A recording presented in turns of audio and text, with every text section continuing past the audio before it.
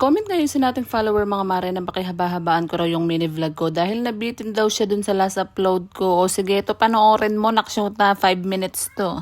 Chares.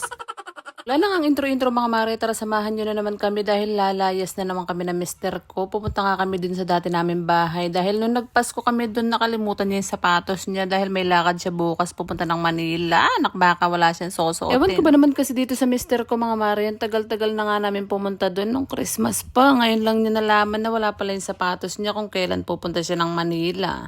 Naksyota. Kaya nga kahit mainit mga mare, alis nga kami para kunin lang yung sapatos niya. 1 oras at kalahating biyahe na naman to. Di ko nga alam mga mare, baka sinasadya na niya na iwan yung mga gamit niya doon para makabalik kami dahil nandun nga yung mga tropa niya, nakainuman niya rin minsan. Chares! Dalawa nga lang yung sapatos niya mga mare, yung isang nga ay sobrang gamit na nasira na, bumuka na talaga yung sapatos niya. Kaya eto, yung matinong sapatos, yung pa yung naiwan niya, kaya yun ngayon kukunin namin. Importante kasi yung lakad niya bukas mga mare dahil kukuha nga siya ng schedule na pang Schengen visa dahil sa Europe nga yung biyahe nila. Dahil medyo mahaba-haba nga yung biyahe namin mga mare along the way nung medyo malapit na nga kami. Ako na nga yung pinag-drive niya dahil napapagod na raw siya, namanhid na yung kamay niya, nakbaka. Bukod nga sa pagiging Disney princess at passenger princess mga mare, isa rin pala akong barumbadong driver. Chares!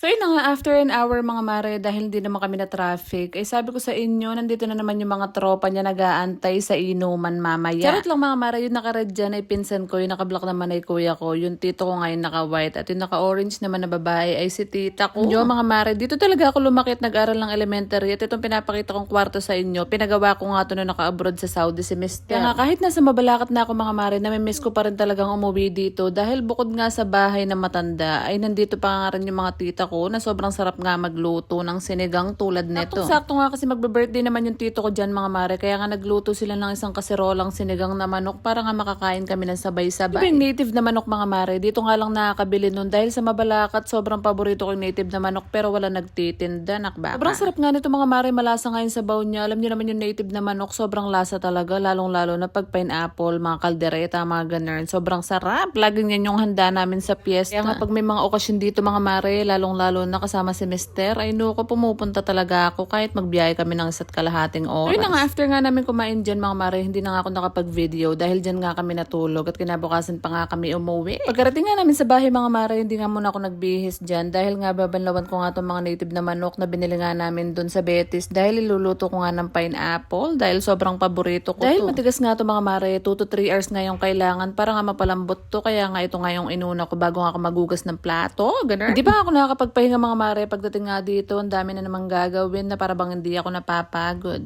Chares!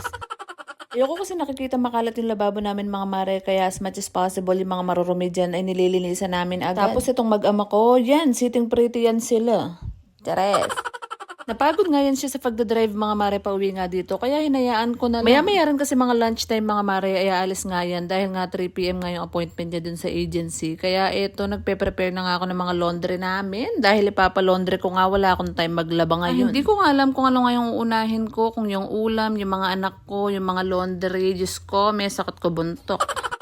11:30 na kasi dyan mga mare, kaya nga sabi ko sa anak ko, bilis-bilisan na niya dahil malilate na siya sa school, nakbaka. Hindi naman talaga mga mare, mabait nga yung kapitbahay namin. Actually, yung harap ng bahay nga namin mga mare, si ate, ay may kotse nga sila. At pareho naman ang schedule ng anak ko, kaya araw-araw ay sinasabay na lang yung mga anak ko sa school, ganun. Pumasok na nga sa school yung mga anak ko mga mare, oras na nga para kami naman ni Mister yung kumain. Dahil ihahatid ko nga siya sa kanto para hindi na siya mamasay dahil sobrang init nga. US visa naman yung asawa ko mga mare, pero sabi nga ng agency ay kumuha nga siya ng Schengen o Italian visa para nga may permit siya dahil may Europe sila na trip ngayon. Ganito nga magmahal ng isang seaman mga mare, bukod nga sa palagi silang busy, ay Diyos ko, asahan nyo pabalik-balik yan sa Manila. Buti nga mga mare, wala siyang medical ngayon kasi kaka-medical nga lang niya last year, pero may mga training pa rin siya, pidos, Diyos ko, na kung ano-ano nalalakarin. Kaya kung hindi nga mahaba yung pasensya nyo mga mare, wag nga kayong magjojowa or mag-aasawa ng seaman dahil Diyos ko, mamumurit kayo. So yun nga mga mare, fast forward, kinagabihan nga 8:30 after nga niyang kumuha ng schedule sa visa, ay eto na siya, umuwi na siya, Diyos ko, mapagal yun daw. Lang muna aking chika for today's video mga mare. Abangan nyo pa yung mga next vlog natin. Don't forget to like, share, and follow. Salamat sa panonood!